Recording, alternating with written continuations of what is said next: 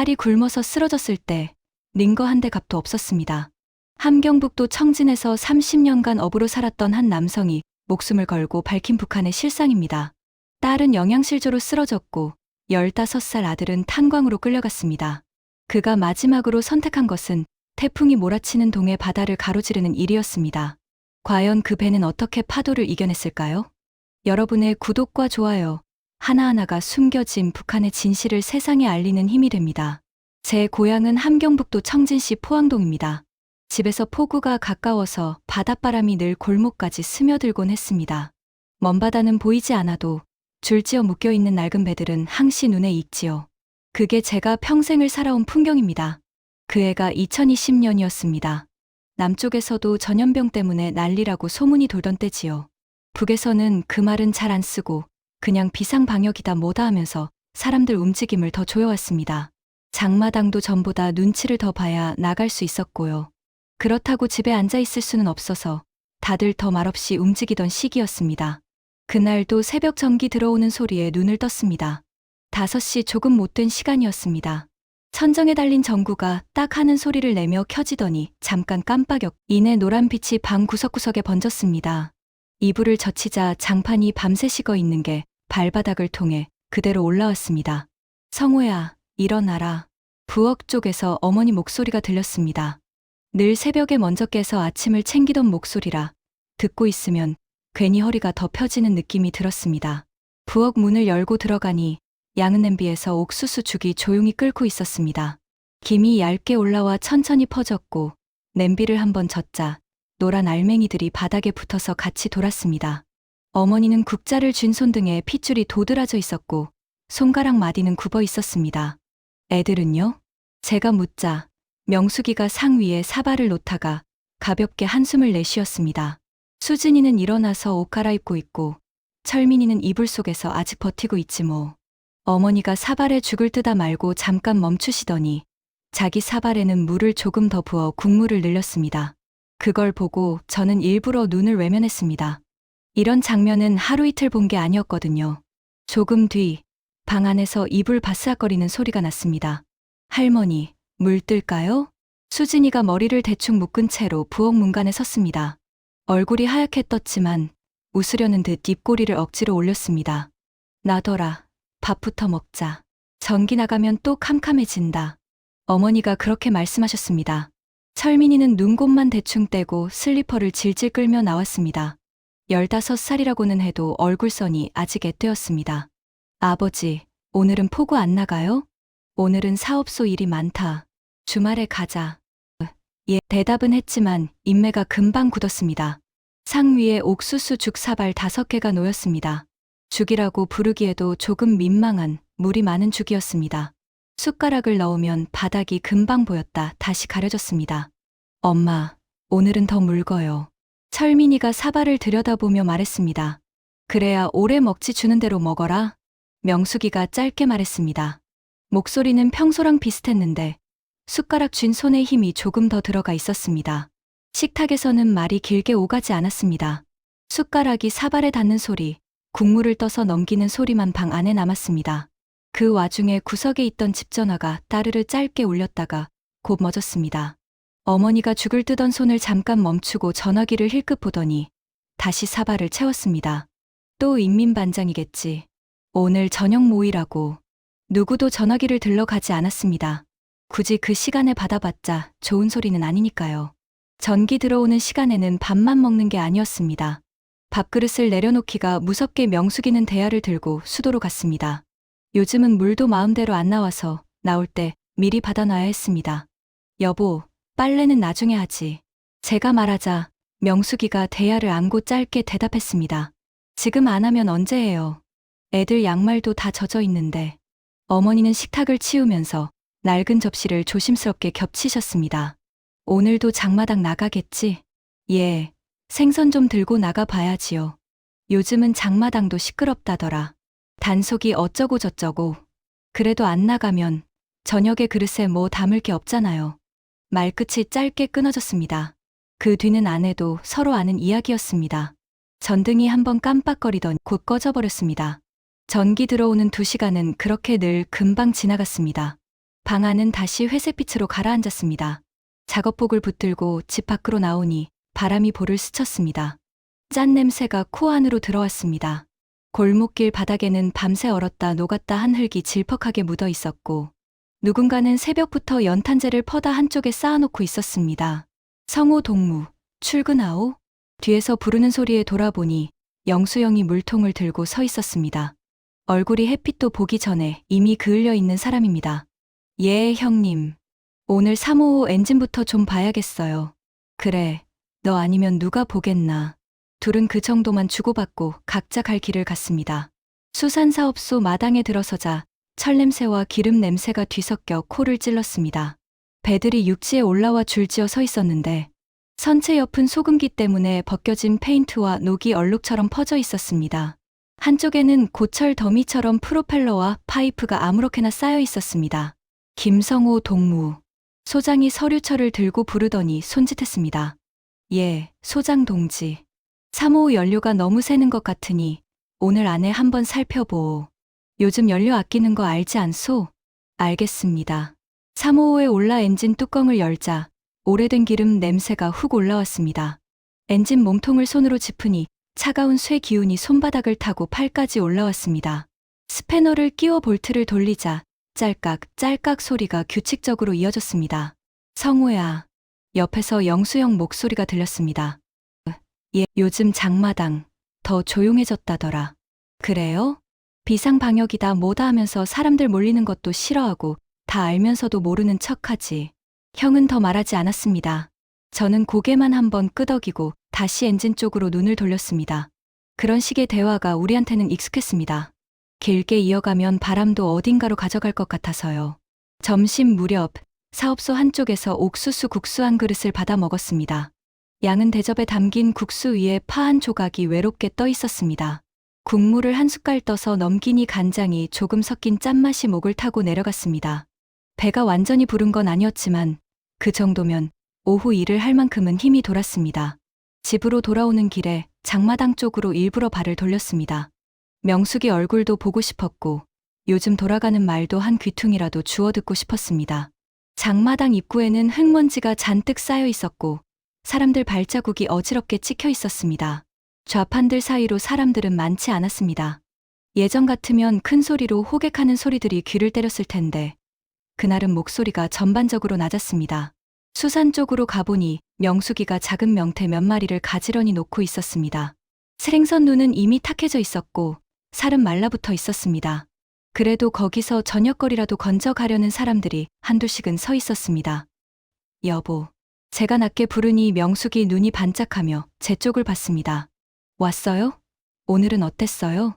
배 한 척 붙잡고 있었지요. 여긴 어때요? 사겠다는 사람보다 묻기만 하고 가는 사람이 더 많아요. 다들 돈이 없지 뭐. 말하면서도 명숙이 손은 생선 비늘을 훑고 비닐봉지를 접고 펴고 있었습니다. 옆 좌판 순이가 눈으로만 인사를 하더니 조용히 한마디 보탰습니다. 오늘도 단속 나왔다 갔어. 그냥 지나다 본 척하더라. 말끝에 모두 입을 다물었습니다. 해가 기울 무렵 저는 집 쪽으로 발걸음을 돌렸습니다. 바람이 아침보다 더 차가워져서 코끝이 얼얼했습니다. 포구 위쪽 하늘은 벌써 어둑어둑했고 어디선가 개 짖는 소리가 멀리서 끊어졌다 이어지기를 반복했습니다. 집 문을 열고 들어가니 전기는 이미 나가 있었고 방 안에는 촛불 하나가 타고 있었습니다. 촛불 불빛이 벽을 타고 올라가다가 천정에서 퍼지면서 방을 겨우 밝히고 있었습니다. 상 위에는 옥수수밥이 담긴 사발과 무김치, 그리고 명태한 토막이 들어있는 국그릇이 놓여 있었습니다. 국물 위로 기름 한두 줄이 얇게 떠 있었습니다. 오늘은 생선국이네. 제가 말하니 명숙이가 작은 웃음을 지었습니다. 오늘 장마당에서 그래도 좀 팔아서요. 애들 입에 뭐라도 넣어야지요. 수진이는 사발을 두 손으로 감싸쥐고 조심스럽게 먹고 있었고 철민이는 국에 밥을 말아 크게 떠 넣었습니다. 철민아, 천천히 먹어라. 예, 밖에서는 인민반 회관 쪽에서 누가 큰 소리로 뭔가를 읽는 소리가 들려왔습니다. 아마 생활총화 보고일 겁니다. 그 뒤로 박수치는 소리도 희미하게 섞여 들어왔습니다. 밥을 치운 뒤 어머니는 이불을 펴고 아이들은 촛불 옆에 앉았습니다. 수진이는 학교 공책을 펼쳐놓고 받아쓰기를 다시 써보고 있었고 철민이는 연필을 굴리다가 어느새 졸음에 고개가 꾸벅꾸벅 떨어졌습니다. 저는 방 한쪽에 기대 앉아 그 모습을 한참 바라보다가 그냥 기침을 한 번 했습니다. 내일은 좀 늦게 일어나도 된다. 학교 요즘도 제대로 하는지 모르겠다. 수진이가 고개를 들고 웃었습니다. 그래도 가야지요, 아버지. 그날 밤 아이들 숨소리가 이상하게 또렷하게 들렸습니다. 이불 안에서 나오는 따뜻한 공기와 창문 틈으로 스며드는 찬 공기가 방 안에서 섞여 있었습니다. 저는 천정을 잠깐 올려다보고 눈을 감았습니다. 그리고 바로 그 다음날 아침, 수진이 방에서 들려온 한마디가 우리 집 바람을 완전히 바꾸어 놓게 됩니다. 수진이 방 앞에 섰을 때 문틈으로 새어나오던 공기는 평소보다 훨씬 차가웠습니다. 새벽 바람 때문인가 했지만 이상한 기운이 먼저 느껴졌습니다. 문을 살며시 밀자 방 안에는 숨죽인 고요만 흘렀습니다. 이불은 가지런했지만 그 위에 누운 아이의 어깨는 너무 얇아 보였습니다. 수진아. 가볍게 흔들었지만 아이는 미동도 없었습니다. 이불 위에는 팔 하나가 힘없이 떨어져 있었고 손끝은 차갑게 굳어 있었습니다. 순간 심장이 툭 하고 내려앉는 느낌이 들었습니다. 여보, 어머니. 아내가 급히 들어와 아이 얼굴을 들여다봤습니다. 수진아, 엄마 왔다. 눈 떠봐. 가까이 앉아 흔들었지만 고개가 살짝만 움직일 뿐 눈꺼풀은 그대로였습니다. 얇은 입술이 바짝 말라 있었고 가슴께가 아주 느리게 간신히 오르내리고 있었습니다. 손바닥이 아이 뺨을 살짝 쓰다듬었지만 반응은 없었습니다. 뺨 위에 닿은 손이 곧 떨리기 시작했습니다. 어머니도 방 안으로 들어오시더니 손등으로 아이 이마를 짚었습니다. 얘, 열도 없구나.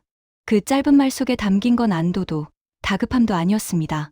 오래전부터 알고 있었던 걸 다시 확인하는 듯한 무력한 목소리였습니다. 저는 아이를 조심스레 일으켜 업었습니다. 등 뒤로 전해진 무게는 순간적으로 가벼웠습니다. 마치 이불 몇 장을 등에 올린 것 같은 느낌이었습니다. 살아온 세월 동안 아이를 수없이 업었지만 이렇게 가벼웠던 적은 없었습니다. 집 밖으로 뛰어나가는데 찬 공기가 폐 안으로 들어오며 기침이 나왔습니다. 골목은 아직 잠든 듯 조용했지만 멀리서 확성기 소리가 어렴풋하게 들렸습니다. 비상방 역사업을 강화에 대하여. 그 말이 귀에 들어오는 동안에도 발은 멈추지 않았습니다. 청진인 민병원까지는 걸어서 20분 남짓이었지만 그날은 거리가 더 길게 느껴졌습니다. 병원 앞 건물은 오래된 페인트가 벗겨져 얼룩이 번져 있었고 현관문 옆에는 약품 절약이라는 글씨가 바람에 펄럭이는 종이에 적혀 붙어 있었습니다. 안으로 들어가자 곧 소독약 냄새 대신 눅눅한 곰팡이 냄새가 먼저 코를 찔렀습니다. 선생님, 아이가 정신을 못 차립니다. 제가 외치자 간호사가 고개만 들고 우리를 훑어보더니 손짓했습니다. 저쪽 침상에 눕히세요. 침상에 수진이를 눕히자 흰 시트 위로 아이의 갈비뼈가 비칠 만큼 드러났습니다. 옆 침대에서는 누군가 헛기침을 반복했고 창밖에서는 바람이 창틀에 부딪혀 삐걱거리는 소리를 냈습니다. 잠시 후 의사가 들어왔습니다. 낡은 청진기를 귀에 꽂고 아이의 배와 가슴에 번갈아 대더니 눈꺼풀을 가볍게 들어 올려 살폈습니다. 언제부터 이렇게 된 겁니까? 목소리는 지친 듯 건조했습니다. 제가 대답하기도 전에 명숙이가 나지막히 말했습니다. 요즘 잘 못 먹었습니다. 아내 입술이 부르르 떨렸지만 의사는 그저 고개만 끄덕였습니다. 영양 부족이 심합니다. 링거라도 맞아야. 의사가 말을 이으며 손을 뻗어 약물 기록판을 살폈습니다.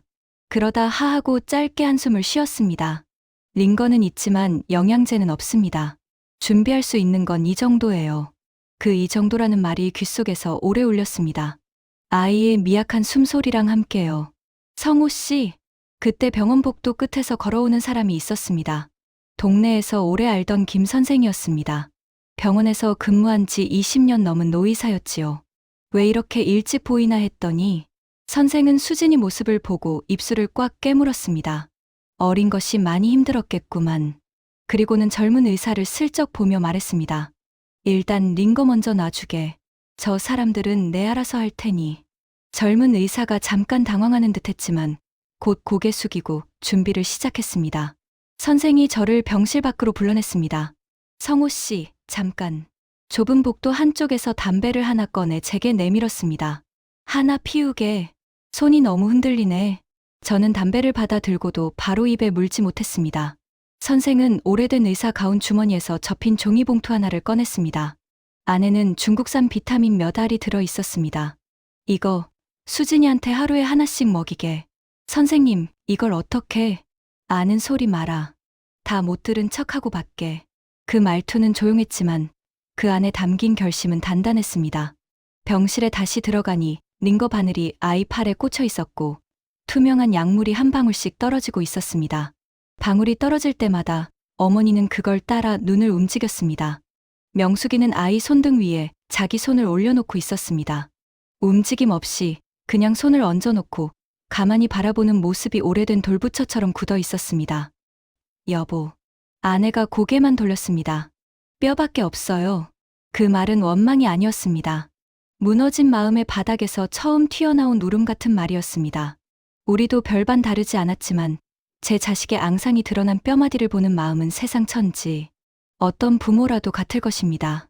저녁 무렵 집에 돌아왔을 때 전기는 이미 나가 있었고 촛불만 희미하게 흔들리고 있었습니다. 촛불이 흔들릴 때마다 벽에 비친 그림자들이 길어지다 짧아지기를 반복했습니다. 그 불빛 아래서 명숙이는 조용히 말했습니다. 여보, 우리 이렇게는 안 되겠어요. 그 말이 떨어지자 마룻바닥 위에 촛불 그림자가 조금 더 흔들렸습니다. 저는 아무 말도 하지 못했습니다. 그저 마음속에서 오래 버티던 빗장이 쩍 하고 갈라지는 소리가 나는 듯했습니다. 수진이를 병원에 두고 집으로 돌아오던 길, 골목은 저녁 장사 끝낸 냄새가 희미하게 깔려 있었습니다. 생선 비늘 눌어붙은 바닥에서 물기가 올라와 미끄러웠고 간간히 장마당에서 쓰던 종이박스가 바람에 구겨진 채 굴러다니고 있었습니다. 골목 어귀, 인민반장 집 창문에는 희미하게 등유등이 켜져 있었습니다. 그 집은 늘 밝았습니다. 기름을 어디서 구해오는지 모르겠지만 동네 사람들은 괜히 불편해서 시선을 피했습니다. 저도 모르게 발걸음을 더 빨리 옮겼습니다. 집 문을 열자 방 안은 촛불 하나가 겨우 공기를 밝히고 있었습니다. 촛농이 반쯤 흘러내려 작은 웅덩이를 만들고 있었고 어머니는 그 앞에서 기도를 하듯 두 손을 가만히 모으고 앉아 계셨습니다. 명숙이는 아이들 밥그릇 정리도 못한 채 자리에 힘없이 주저앉았습니다. 오늘 하루 집안을 스친 공기가 이미 다 말해주고 있었습니다. 여보. 그 한마디에 아내가 고개를 들었습니다. 눈 아래가 굳은 먹물처럼 내려앉아 있었습니다. 병원에서 말을 잇자니 목이 꽉 막혔습니다. 알아요. 아내는 그저 짧게 말하고는 무릎 위에 손을 포개 올렸습니다. 선생님 표정 보니까 말 안 해도 알겠더라고요. 촛불이 잠깐 흔들렸습니다. 바깥에서 바람이 스쳤는지 창문 틈에서 찬 공기가 들어오며 불꽃이 길게 떨었습니다. 어머니가 조심스레 말을 얹었습니다. 보릿고개라 해도 이건 참. 그 이상은 말씀을 못 하셨습니다. 오래 버티며 쌓인 한숨이 그대로 쏟아져 나오는 것 같았습니다. 방구석에 걸어둔 그물은 이미 오래전에 쓰지 않아 굳어 있었고 벽에 붙은 신문지는 습기에 눌려 가장자리가 말려 있었습니다. 그 사이사이 우리의 지난 삶이 눌어붙어 있는 느낌이 들었습니다. 명숙이가 촛불을 바라보며 낮게 말했습니다. 여보, 사람 몸이 저렇게 되는 거 하루아침 일은 아니잖아요. 저도 알고 있었습니다. 수진이 눈 밑에 파인 그림자, 옷 위로 드러나던 갈비뼈, 식사 때마다 숟가락을 내려놓던 모습 다 봤습니다. 그런데도 볼 때마다 다들 그런 형편이니 어쩌겠나 하고 스스로를 속였습니다. 내가 말끝이 자연히 꺾였습니다. 내가 제대로 한 게 뭐 있다고 그 아이가. 명숙이는 제 말을 끊지 않았습니다. 대신 손끝으로 식탁 가장자리를 천천히 문질렀습니다. 그 습관은 아내가 속을 다 드러내지 않을 때마다 하는 행동이었습니다. 여보, 오늘 보이부 사람들 장마당에 나왔다더라고요. 돌연한 말이었지만 아내 얼굴에는 어떤 결이 숨어 있었습니다. 누가 외국 물건 들여왔다고 싹 잡아갔다나요. 그 말은 단순한 소식 같았지만 그 뒤에 다른 뜻이 걸려 있었습니다. 장마당이 막아지면 식량은 더 줄어듭니다. 아이들은 버틸 수 없습니다. 아내는 그걸 직접 말하지 않았습니다. 말하지 않아도 방 안 공기가 이미 눌린 듯 무거웠습니다. 밖에서는 확성기 소리가 여전히 반복되고 있었습니다. 오늘도 혁명과업에 성실히 임하기를 기대하며 문틈 사이로 들어온 그 소리는 방 안과는 완전히 다른 세계에서 들려오는 것 같았습니다. 잠시 후 어머니가 물끄러미 저를 보며 조용히 말했습니다. 성우야. 예, 어머니. 이 아이들 더 버틸 수 있겠니? 그 질문은 꾸짖음도 압박도 아니었습니다. 그저 현실이 문 앞까지 와 있다는 뜻이었습니다. 저는 대답하지 못했습니다. 입술 끝만 조금 떨렸습니다. 명숙이는 촛불 불꽃을 한번 바라본 뒤 아주 조용히 말을 꺼냈습니다. 여보, 봄 되면 바다도 좀 수그러들겠죠. 그 문장은 평범한 말 같았지만 저는 그 안의 늪같은 깊이를 바로 알아차렸습니다. 아내도 알고 있었습니다. 저도 알고 있었습니다. 하지만 누구도 정확한 단어를 꺼내지 않았습니다. 방 안은 조용하고 촛불만 작은 소리를 냈습니다. 그 불꽃이 흔들릴 때마다 벽에 걸린 그림자도 함께 떨렸습니다. 그 떨림을 보면서 마음속 어느 한 곳에서 오래전부터 생긴 금이 서서히 더 넓어지는 느낌이 들었습니다. 아무런 소리도 없이 명숙이가 부드럽게 말했습니다. 여보, 곧 날씨 좋아지잖아요. 그 말은 지금은 말 못하지만 준비해야 해요라는 뜻이었습니다. 아내가 그 말을 내뱉기까지 얼마나 오래 망설였을지 생각하니 목 뒤가 서늘해졌습니다. 밖에서는 파도 소리가 희미하게 들려왔습니다. 그 소리가 평소보다 조금 더 낮게, 길게 이어졌습니다. 마치 바다가 멀리서 뭔가를 부르고 있는 것처럼. 그날 밤, 촛불이 다 타들어갈 때까지 우리는 그 어떤 구체적인 말도 꺼내지 않았습니다. 하지만 각자 마음속에서는 이미 같은 방향으로 무거운 문 하나가 기척 없이 열리고 있었습니다. 이튿날 아침, 골목에는 밤새 내린 눈이 어정쩡하게 얼어붙어 있었습니다. 흙과 섞인 눈은 흰색이라기보다는 회색에 가까웠고 사람 발자국이 지나간 자리는 질퍽했습니다. 병원에 들러 수진이 얼굴을 본 뒤 집으로 돌아오는 길, 포구 쪽에서 매캐한 연기 냄새가 올라왔습니다. 불에 젖은 나무를 억지로 태우는 냄새였습니다. 집 현관 옆 부편함에는 낡은 철 뚜껑이 반쯤 열려 있었습니다. 평소에는 신문이나 넣어주면 다행이었는데 그날은 낯선 색이 눈에 들어왔습니다. 빨간 봉투 하나가 구겨진 채 꽂혀 있었습니다. 철판을 여는 소리가 작게 났습니다. 손으로 봉투를 잡으니 거칠었습니다. 구석에는 중요라는 도장이 찍혀 있었습니다. 집 안으로 들어가서 촛불 옆에 앉아 봉투를 조심스레 찢었습니다. 김철민 동무는 글자를 읽는데 오래 걸리지는 않았습니다. 청소년 노력동원대에 배치됨을 통지합니다. 종이는 가벼웠지만 손이 쉽게 접히지 않았습니다. 종이 끝이 손가락에 닿는 느낌이 유난히 날카로웠습니다. 여보, 뭐예요? 부엌 쪽에서 설거지를 하던 명숙이가 물을 털며 다가왔습니다. 저는 잠깐 망설이다가 종이를 건넸습니다. 종이가 아내 손에 옮겨지는 순간 손가락이 떨리는 게 눈에 보였습니다. 안 되는데 명숙이 입에서 그 말이 새어나왔습니다. 이 애가 아직 끝까지 내뱉지 못하고 입술을 다물었습니다. 어머니가 조용히 다가와 종이를 넘겨받으셨습니다. 눈을 천천히 움직여 글자를 읽으시더니 그대로 침묵 속에 종이를 접으셨습니다. 접힌 자리가 또렷하게 남았습니다. 노력동원대. 말은 그럴듯했습니다. 청소년이 나라를 위해 땀을 바치는 영예로운 자리라는 선전 문구도 여러 번 들었습니다. 하지만 포항동 사는 사람들 중 그 말을 그대로 믿는 이는 거의 없었습니다. 탄광, 벌목장, 건설장 이름만 들어도 머릿속에 떠오르는 얼굴들이 있었기 때문입니다. 저녁 밥상에는 평소보다 말이 적었습니다. 옥수수밥과 무김치, 명태국 한 그릇이 놓여 있었지만 수저가 그릇에 닿는 소리도 예전보다 적게 들렸습니다. 촛불이 사발 위 국물에 반사되어 흔들렸습니다. 철민아. 제가 먼저 말문을 열었습니다. 응, 아버지. 아이는 눈을 들었습니다. 눈동자에 촛불이 작게 찍혀 있었습니다. 학교에서 요즘 말 나온 거 없니? 말이요? 일하러 가는데 애들 데려간다 뭐 그런 거. 철민이의 손이 잠깐 멈췄습니다. 선생님들이 그냥 곧 나라에서 부를 수도 있다고? 말이 조금 작아졌습니다. 근데 아버지가 그걸 어떻게... 그 순간 명숙이가 종이를 상 위에 내려놓았습니다. 빨간 봉투 속에서 꺼냈던 통지서였습니다. 종이 위에 찍힌 철민 이름이 촛불 아래에서 또렷이 드러났습니다. 아이 얼굴에 잠깐 그늘이 지더니 곧 억지로 웃는 표정이 올라왔습니다. 아버지, 뭐 다 가는 거니까요. 밥숟가락이 조금 더 빨리 움직였습니다. 내가 가고 싶어서 가는 데가 아니다. 제가 그렇게 말했지만 목소리는 힘이 없었습니다. 아버지, 걱정 마세요. 저 힘도 세고 잘할 수 있어요. 철민이는 괜히 팔뚝에 힘을 줘 보였습니다. 팔 근육이 볼 만큼 도드라지지는 않았습니다. 그날 밤 누군가 문을 두드렸습니다. 쿵쿵. 어머니가 문 앞으로 가자 바깥에서 익숙한 목소리가 들렸습니다. 인민반장이요. 어머니가 문을 열자 인민반장이 마스크를 턱에 걸고 서 있었습니다. 50이 조금 넘은 여자였는데 동네에서 모르는 집이 없을 정도로 발이 넓었습니다. 눈매는 사납지 않았지만 말끝이 늘 단단했습니다. 김성호 동무 있소? 제가 나가자 인민반장이 통지서를 다시 한번 꺼내 들었습니다. 이거 받았지? 얘 애는 15이지? 얘 어린 나이는 아니구만.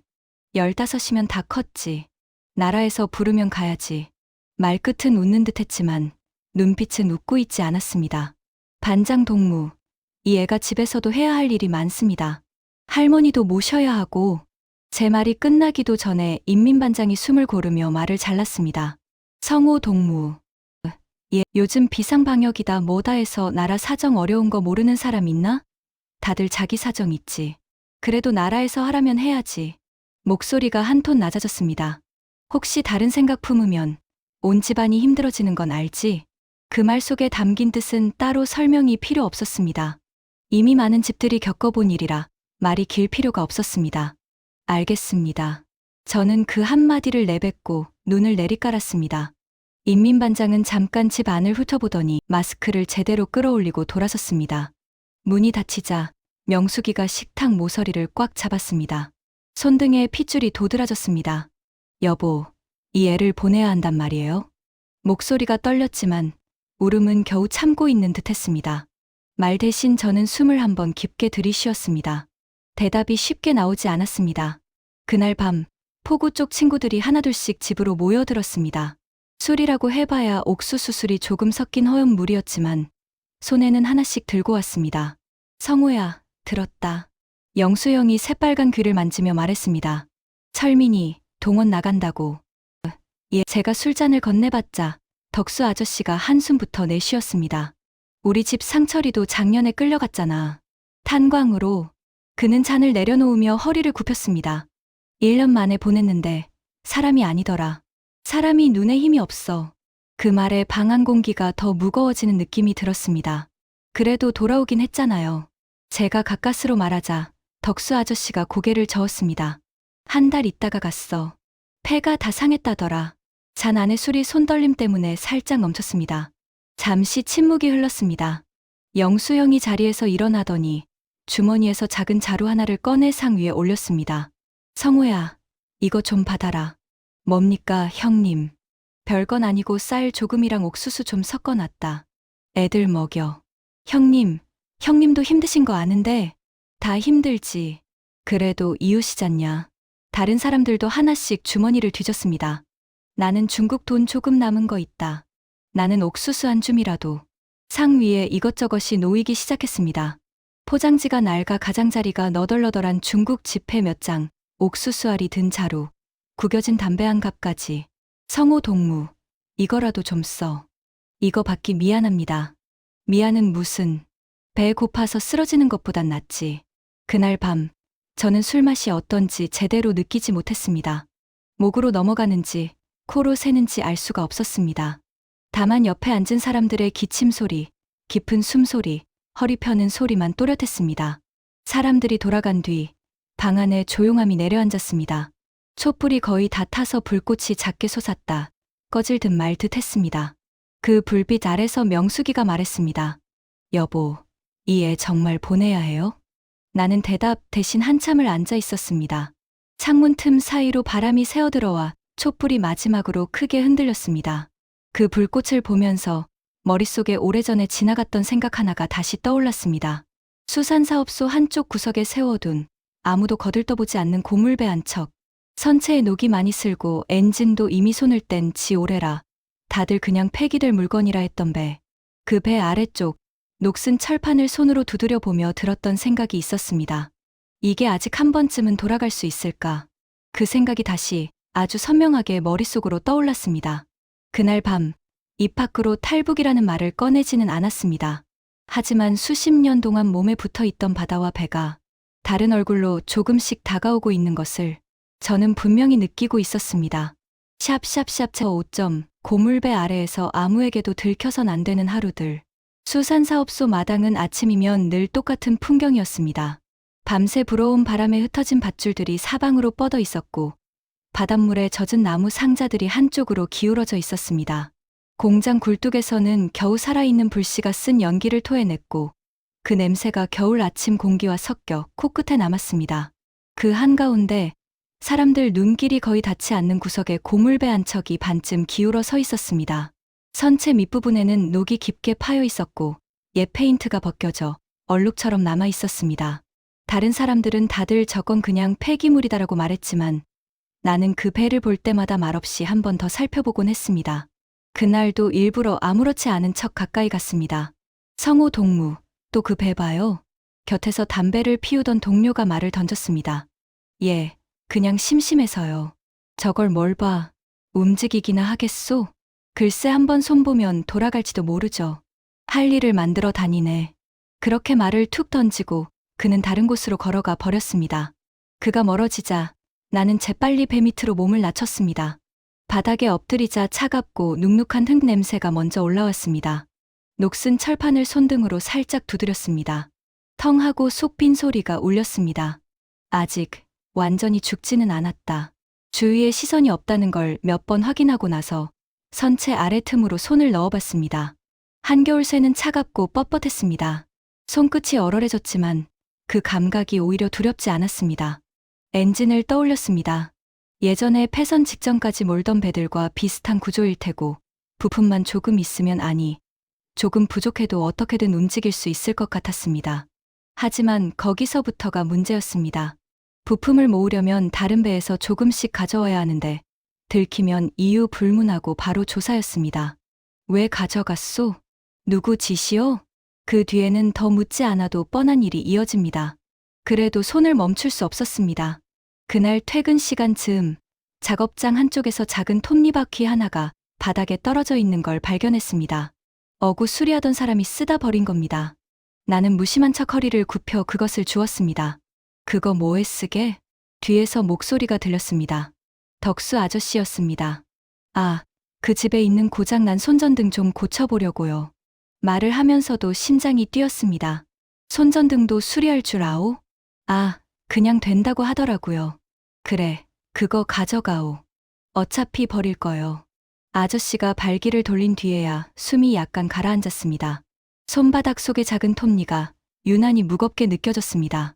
저녁 무렵 집에 돌아오니 촛불이 이미 반 정도 녹아 있었습니다.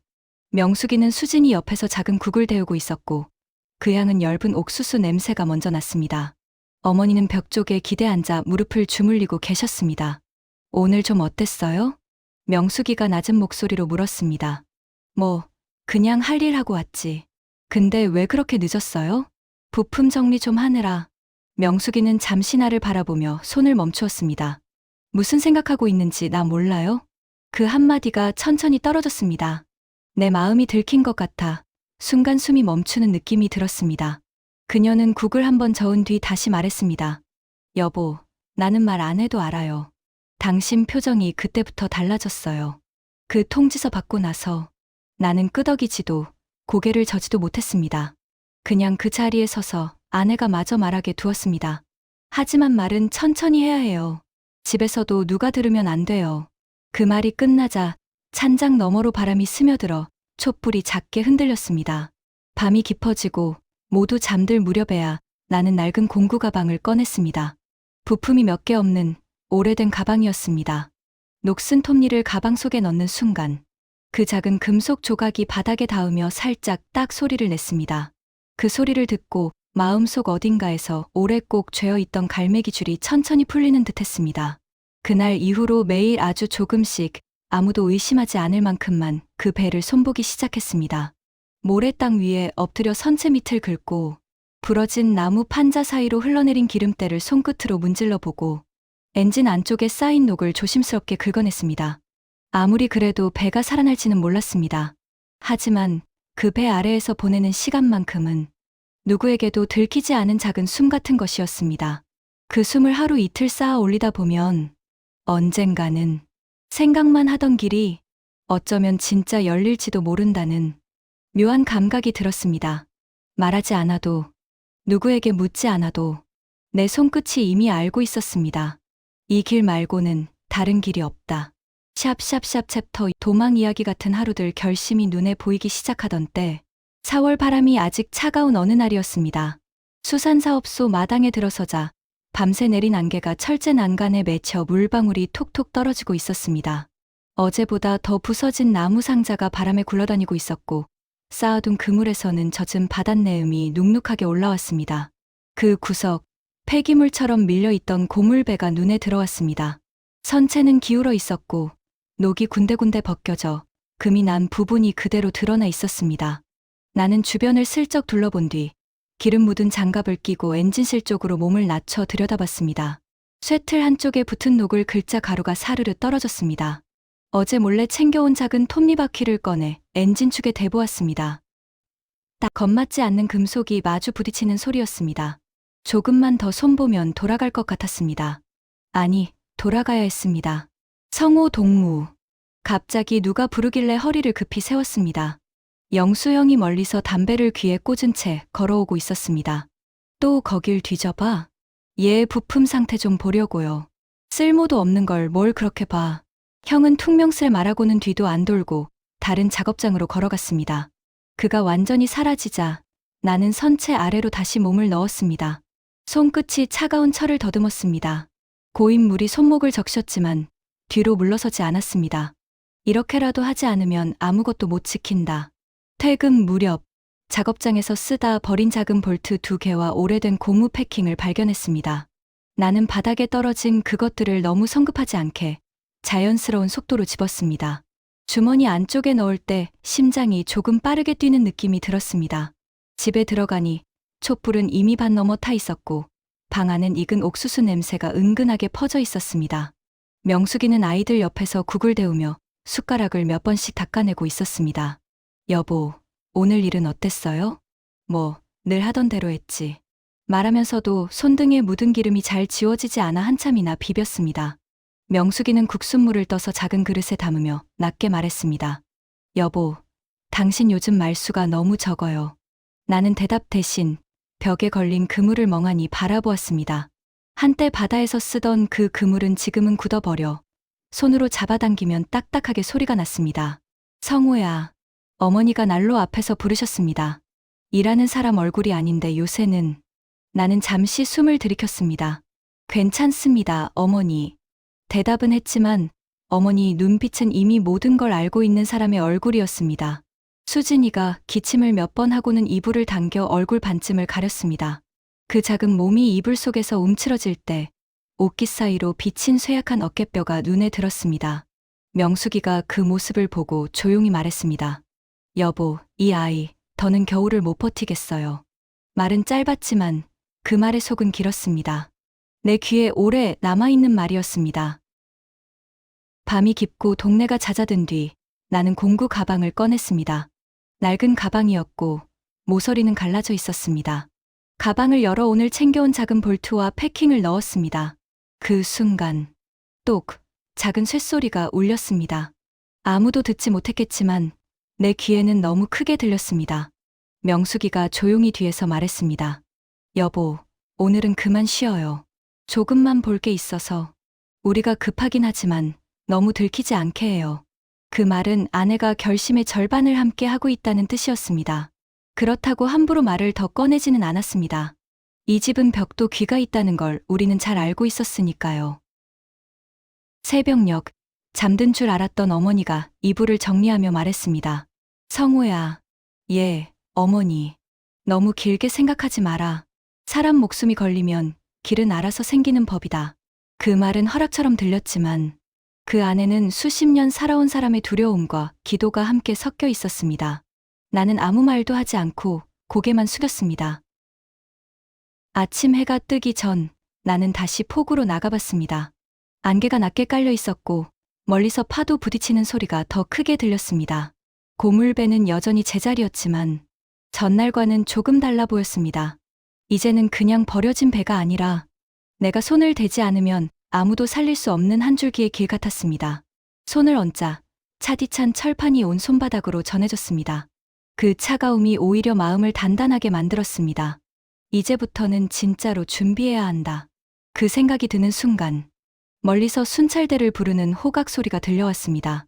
나는 그 소리에 몸을 움츠리고 고개를 숙였습니다. 이제부터 단 하루, 단 한 번의 실수도 허락되지 않았습니다. 4월이 다가오고 있었습니다. 떠날 준비를 실제로 시작해야 하는, 누구에게도 들키면 안 되는 시간들이 눈앞에 펼쳐지고 있었습니다. 2시에 바다 걸음소리조차 삼켜야 했던 출발. 4월 초, 포항동 밤 공기는 이상하게 고요했습니다. 보통이면 어디선가 술 취한 사람이 한두 명 지나가거나 갓 끓인 국 냄새가 창문 틈으로 새어나오기 마련인데, 그날은 동네 전체가 숨을 죽인 듯 했습니다. 그날 밤 집에서는 촛불도 켜지 않았습니다. 어둠 속에서 명숙이는 이불을 개고 나는 헌자루 2개를 펼쳐 그 안에 몇 가지를 차례로 넣었습니다. 비스킷 2봉지, 삶은 감자 3개, 물통 하나, 그리고 낡은 두꺼운 옷 한 벌. 여보, 이 정도면. 명숙이가 작은 목소리로 말했습니다. 빛이 없으니 표정은 보이지 않았지만 목소리만 들어도 긴장한 숨이 느껴졌습니다. 무거우면 안 돼. 이 정도로 합시다. 나는 자루를 매만지며 속삭였습니다. 수진이는 조용히 누워있다가 우리 움직임을 눈치챘는지 몸을 일으켰습니다. 아빠 오늘 가요? 작은 숨처럼 나온 말이었습니다. 나는 대답하지 않고 아이 머리를 쓰다듬었습니다. 작고 마른 머리뼈가 손끝에 느껴졌습니다. 말보다 확실한 대답이었습니다. 어머니는 문 쪽에서 서성이다가 다가와 내 옷깃을 잡으셨습니다. 어둠 속에서 손만 보였습니다. 성우야, 아이들 꼭 잡고 내려가라. 예, 어머니. 뒤돌아보지 말고, 흔적 남기지 말고. 말끝이 떨렸습니다. 나는 어머니의 2 손을 잡아 쥐었습니다. 말을 더하면 어머니 마음이 부서질 것 같아 입술을 깨물고 고개만 숙였습니다. 집 문을 열자 바람이 살짝 스쳤습니다. 해가 뜨기 전이라 공기가 서늘했고 습기 섞인 짠내가 희미하게 올라왔습니다. 바람 부는 방향만 봐도 포구 쪽 파도가 높지 않다는 걸 알 수 있었습니다. 수진아, 엄마 손 잡고 천천히. 명숙이가 아이 손을 꼭 쥐었습니다. 우리 셋은 발소리를 들키지 않으려고 바닥을 스치는 식으로 조심스럽게 걸었습니다. 골목을 지날 때 담장 너머로 개 짖는 소리가 컹 하고 튀어나와 모두가 얼었지만 다행히 그 한 번뿐이었습니다. 인민반장 집 앞을 지나갈 땐 숨조차 얇게 쉬었습니다. 창문은 닫혀 있었지만 그 집은 밤에도 가끔 밖을 엿보는 경우가 많았습니다. 우리는 벽에 최대한 붙어 조용히 지나갔습니다. 폭우에 가까워지자 파도에 부딪히는 소리가 조금씩 또렷해졌습니다. 멀리서 군 순찰대가 불빛을 번쩍이며 움직이는 모습도 보였습니다. 너무 가까이 가지 말고 잠시 숨읍시다. 나는 명숙이와 아이를 바위 뒤로 숨겼습니다. 순찰대의 목소리가 바람 타고 들렸습니다. 여긴 아무것도 없습니다. 그 말이 들린 뒤에야 나는 다시 몸을 일으켰습니다. 고물배가 있는 자리에 도착했을 때 나는 먼저 배 밑으로 손을 넣어 어제 미리 꽂아둔 나무 조각과 끈들이 그대로 있는지 확인했습니다. 선체를 살짝 밀어보니 생각보다 더 무겁게 느껴졌지만 이미 움직일 수 있는 상태는 되어 있었습니다. 여보, 조심해서 올라가요. 명숙이는 배를 타본 적이 거의 없으니 겁을 내고 발을 디뎠습니다. 철판은 차가웠고 올라서는 순간 아주 작은 찍 소리가 났습니다. 우리는 모두 숨을 멈추었습니다. 그러나 어둠 속에서는 바람과 파도 소리가 더 컸기 때문에 그 소리는 금세 흩어졌습니다. 나는 미리 숨겨둔 연료통을 끌어다가 배에 실었습니다. 철판과 연료통이 맞닿을 때 나는 둔탁한 소리가 너무 크게 느껴져 등골이 서늘했습니다. 하지만 포구 주변에는 이미 오래된 고철들이 굴러다니기에 그 정도 소리는 묻혀버렸습니다. 수진이가 조용히 묻습니다. 아빠, 우리 어디로 가는 거예요? 조용히 해라. 이따 배에서 말해줄게. 그 말에는 방향도 목표도 모두 담겨 있었지만 지금은 말할 때가 아니었습니다. 엔진실로 내려가자 기름 냄새가 더 짙게 풍겼습니다. 오래된 엔진은 한 번에 돌아갈 리 없었습니다. 나는 축을 잡고 손바닥으로 살짝 돌려보았습니다.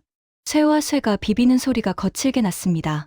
명숙이가 배 위에서 내려다보며 속삭였습니다. 여보, 혹시 안 되면 해야지. 짧은 말이었지만 그 안에 모든 걸 걸었습니다. 나는 손을 덮어 씌우듯 엔진 손잡이를 감싸고 힘을 주었습니다. 턱턱 2번 헛돌다가 멈췄습니다. 순찰대의 불빛이 멀리서 한번 스쳤습니다. 명숙이가 아이를 안고 숨을 죽였습니다.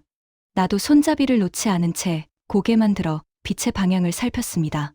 불빛이 지나가고 10초쯤 뒤 나는 다시 손잡이를 잡았습니다. 이번엔 가야 한다. 입술 사이로 새어나온 혼잣말이었습니다. 다시 힘을 주어 돌리자 엔진이 덜컥 하고 한 번 걸렸고 잠시 침묵 뒤에 부르르르릉 약한 떨림이 배 전체에 퍼졌습니다. 명숙이가 입을 손으로 막았습니다. 수진이는 어둠 속에서 눈을 크게 뜨고 있었습니다. 엔진이 살아났습니다. 나는 선체 위로 올라가 키를 잡고 바다를 바라봤습니다. 멀리 파도는 낮게 일렁이고 있었고 별빛이 물결에 찍혀 흔들리고 있었습니다. 여보, 빨리. 명숙이의 떨리는 목소리가 등 뒤에서 들렸습니다. 나는 배를 살짝 밀어 물가로 옮겼습니다. 차가운 물이 발목까지 올라왔지만 내 발은 멈추지 않았습니다. 배가 미끄러지듯 물 위에 올랐습니다. 엔진 진동이 배 바닥을 타고 올라왔습니다. 그 진동은 두려움이 아니라 지금이 아니면 평생 못 나간다는 말처럼 느껴졌습니다. 나는 키를 잡아 명숙이와 아이를 바라보았습니다. 올라탔지? 예, 여보. 그 짧은 대답 안에 명숙이의 목소리가 떨렸지만 숨기려 하는 마음도 느껴졌습니다. 나는 배의 머리를 아주 천천히 돌려 바다 쪽으로 향하게 했습니다. 바람이 앞에서 불어왔고 파도는 밤바다의 어둠 속에서 작은 흰 줄만 드러내고 있었습니다. 출발합니다. 그 말은 누구에게 하는 말도 아니었습니다. 그저 우리 세 사람의 심장에 새겨넣는 말이었습니다. 엔진 소리가 깊게 깔리며 배가 앞으로 미끄러졌습니다. 포항동 불빛이 점점 뒤로 멀어지고 있었습니다. 정든 골목, 장마당, 어머니, 그리고 배에 남겨진 모든 것들이 아무 말 없이 검은 바다에 묻혀갔습니다. 우리는 그렇게 정확히 새벽 2시, 아무에게도 들켜선 안 되는 그 시간에 19년 동안 밟아온 흙을 조용히 떠났습니다. 배가 포항동 불빛을 등지고 조금씩 나아갈 때까지만 해도 바다는 조용했습니다. 바람은 차갑긴 했지만 물결은 아직 낮게만 일렁였습니다. 엔진 소리가 부르르르 하고 낮게 깔려 배 바닥을 타고 몸으로 전해졌습니다. 여보, 저기 봐요. 명숙이가 뒤를 돌아봤습니다. 포항동 쪽 언덕 위에 있던 약한 불빛들이 점점 작아지고 있었습니다. 어둠 속에서 거의 점처럼 줄어들더니 금세 보이지 않게 되었습니다. 아빠, 우리 지금 북한 떠났어요? 수진이가 조용히 물었습니다. 그래, 이제 뒤는 안 본다. 그렇게 말은 했지만 가슴 한쪽이 뻐근하게 당겼습니다. 어머니 얼굴, 골목, 장마당, 수산사업소. 그 모든 게 한 번에 떠올랐다가 바닷바람에 밀려나듯 멀어졌습니다. 밤바다는 낮과 완전히 다른 곳이었습니다.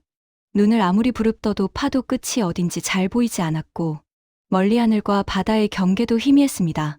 나는 방향을 남쪽으로 잡았습니다. 어릴 적부터 고기 잡던 사람들한테 들은 말. 30년 가까이 바다에서 익힌 감각이 몸에 남아 있었습니다. 아빠, 무섭진 않아요? 수진이가 물었습니다. 무서울 거 없다. 바다는 아빠가 너희보다 더 오래 봤다. 말은 그렇게 했지만 손에 쥔 키에 자연스레 힘이 들어가 있었습니다. 바람이 조금씩 거칠어지면서 물결도 전보다 높아졌습니다. 배가 한 번씩 철썩 하고 들썩일 때마다 철판이 앞뒤로 떨렸습니다. 여보, 비 오는 거 아니에요? 명숙이가 손등에 떨어진 차가운 감촉을 훔쳤습니다. 손바닥으로 하늘을 한번 받쳐보니 가늘고 차가운 물이 몇 방울 떨어졌습니다. 아직은 이슬 같아요. 좀 더 가 봅시다. 한참을 나아가자 멀리 어두운 덩어리가 보이기 시작했습니다. 구름이었습니다. 평소에 보던 것보다 낮게 깔려 있었고 그 아래쪽은 색이 더 깊었습니다. 바람이 방향을 조금 틀기 시작했습니다. 앞에서 부는 줄 알았는데 옆에서 치는 느낌이 섞였습니다. 배가 옆으로 한번 흔들렸습니다. 수진이가 난간을 꽉 잡았습니다. 아빠, 이거 괜찮아요? 괜찮다. 아직은 말이야. 나는 키를 더 꽉 쥐었습니다. 손에 땀이 배어나와 쇠가 조금 미끄러졌습니다. 옷소매로 한번 문질러가며 다시 잡았습니다. 파도가 점점 높아지자 배가 올라갔다 내려갈 때 위장이 같이 들썩이는 느낌이 들었습니다. 어느 순간부터는 주변 소리가 모두 하나로 섞여버렸습니다. 바람 부는 소리, 파도가 부딪히는 소리, 엔진 돌아가는 소리가 귀 안에서 뒤엉켰습니다. 여보, 우리 그냥 돌아갈 수는. 명숙이가 말을 반쯤 하다가 멈췄습니다. 말을 완전히 꺼내기도 전에 자기도 그게 불가능하다는 걸 알고 있는 표정이었습니다. 이미 여기까지 왔습니다. 나도 그녀를 보지 않은 채 그렇게 말했습니다. 이제 돌아갈 데가 어딨겠소. 그 말을 하고 나니 바람이 더 세게 부는 것처럼 느껴졌습니다. 파도가 배 옆구리를 세게 한번 때렸습니다. 철판에 물이 부딪히며 쾅 하는 소리가 났습니다. 물보라가 튀어올라 얼굴을 적셨습니다. 짠맛과 기름 냄새가 섞여 혀끝에 닿았습니다. 수진이가 몸을 웅크리며 난간에 더 바짝 붙었습니다. 명숙이는 아이 어깨를 감싸 안았습니다. 그 손에 힘이 들어가 있었지만 목소리는 최대한 평온하게 만들려는 게 느껴졌습니다. 괜찮아. 조금만 참고 있자. 얼마나 더 갔을까요? 시간 감각이 흐려지기 시작했습니다. 순간순간 파도만 세게 밀려오는 것 같았습니다. 그러다가 엔진이 이상한 소리를 내기 시작했습니다. 부르르르 두둑 부르릉. 진동이 고르지 못하고 끊겼다가 이어졌습니다. 배도 그에 맞춰 가볍게 떨렸습니다. 여보, 이거 왜 이래요? 명숙이가 물었습니다. 나는 얼른 아래로 내려갔습니다. 엔진실로 내려가는 철제 계단이 젖어 있어 발을 잘못 디디면 미끄러질 것 같았습니다. 한 칸 한 칸 조심해서 내려가 엔진 옆을 손으로 짚었습니다. 기름 냄새가 더 짙게 올라왔습니다. 엔진 아래쪽에는 물이 조금 고여 있었습니다. 손으로 만져보니 바닷물과 기름이 섞인 차가운 액체였습니다. 양동이를 찾아 물을 퍼내기 시작했습니다. 한 바가지 또 한 바가지. 팔이 금방 무거워졌습니다. 위에서 명숙이 목소리가 들렸습니다. 여보, 파도가 더 세져요. 배가 크게 한 번 더 흔들렸습니다. 엔진 옆 배관이 딱 하고 소리를 냈습니다. 나는 이를 악물고 남은 물을 더 퍼냈습니다. 그 사이에도 배는 계속 위아래로 들썩거렸습니다. 손을 댄 엔진 몸체가 떨렸습니다. 결국 엔진이 부르르릉 툭 하고 멈췄습니다. 위로 올라가자 주변 소리가 한꺼번에 달라져 있었습니다. 엔진이 멈추니 파도와 바람 소리가 더 크게 들렸습니다. 배는 힘없이 파도에 맡겨져 옆으로, 앞으로, 뒤로 이리저리 흔들렸습니다. 아빠, 우리 어떻게 되는 거예요? 수진이가 마른 입술로 물었습니다. 나는 숨을 한번 크게 들이켰다가 내쉬었습니다. 우선 물부터 아껴야 한다. 물통을 확인했습니다. 2개 중에 하나는 절반, 다른 하나는 3분의 1쯤 남아 있었습니다. 비스킷 봉지는 이미 젖어 있었습니다. 물이 배 안쪽으로 튀어들어와 포장지가 눅눅해져 있었습니다. 나는 손으로 물기를 최대한 닦아내고 봉지를 조심히 열었습니다. 과자 몇 개가 형체를 겨우 지키고 있었습니다. 수진아, 1개만 먹자. 아빠는요? 나는 나중에 먹지. 엄마는요? 엄마도 조금 이따 먹는다. 수진이는 말없이 고개를 끄덕이고 비스킷 한 조각을 작게 베어 물었습니다. 입속이 마른 탓인지 한참을 씹다가 겨우 삼켰습니다. 바람이 더 세졌습니다. 파도가 이제는 옆이 아니라 위에서 떨어지는 것 같았습니다. 배가 파도 꼭대기로 들려 올라갔다가 미끄러지듯 아래로 떨어지는 느낌이 계속되었습니다. 가끔은 거의 옆으로 눕다시피 기울었다가 다시 천천히 제자리로 돌아왔습니다. 난간을 잡은 손이 얼어붙을 것 같았습니다. 차가운 쇠가 손바닥 살을 파고들었습니다. 명숙이는 입술을 꼭 깨물고 아무 말 없이 수진이를 가슴 쪽으로 끌어당겼습니다. 아이 이마에 붙은 젖은 머리카락을 손가락으로 조심스럽게 넘겨주었습니다. 여보, 명숙이가 겨우 입을 열었습니다. 그래도 살아서만 가면 된 거죠? 나는 그 말에 대답하지 못했습니다. 키를 잡고 서 있는 내 등 뒤에서 아내와 딸의 숨소리가 고르게 들려오는 것만 확인했습니다. 무슨 일이 있어도 이 둘은 살려야 한다. 생각이 거기까지 미쳤을 때 멀리서 다른 소리가 섞여 들어오는 느낌이 들었습니다. 처음에는 파도가 부딪히는 소리인 줄 알았습니다. 하지만 귀를 기울여 보니 낯선 리듬이었습니다. 부웅. 어디선가 우리 것이 아닌 엔진 소리가 아주 희미하게 바람 사이를 비집고 들어오고 있었습니다. 군함은 밤바다를 가르며 남쪽으로 내려갔습니다. 갑판 위에 서 있으니 바람 냄새가 아까와 달랐습니다. 바다 소리만 들리던 곳에 철판 밟는 군인들 발걸음, 무전기 잡음, 뜨거운 라면 냄새까지 뒤섞여 어색하게 스며들었습니다. 명숙이는 담요에 둘러싸인 채 바다 건너 어둠을 자꾸만 돌아보았습니다. 그 속에 아직도 철민이가 있을 것처럼. 수진이는 군인들이 건네준 컵라면을 2손으로 감싸고 조심스레 불어식히고 있었습니다. 나는 잠시도 눈을 떼지 못했습니다. 군함 뒤쪽에 달린 태극기, 바람을 이기지 않고 힘있게 흔드는 그 깃발을. 참 멀리도 돌아왔구나. 잡히면 끝장나는 길을 그렇게 지나왔는데 막상 이 깃발 앞에서는 몸 안에 쪼그라붙어 있던 힘이 조금씩 풀려갔습니다. 새벽녘, 육지가 보였습니다. 먼저 보인 건 불빛이었습니다. 어둠 속에서 선명하게 박혀있는 노란 불점들. 깜박이지도 않고 갑자기 꺼지지도 않는 불빛. 수십 년 동안 밤이면 사라지는 것들만 보며 살았기에 그 멀리서 나란히 켜진 불빛이 현실처럼 보이지 않았습니다. 군인 한 명이 말했다.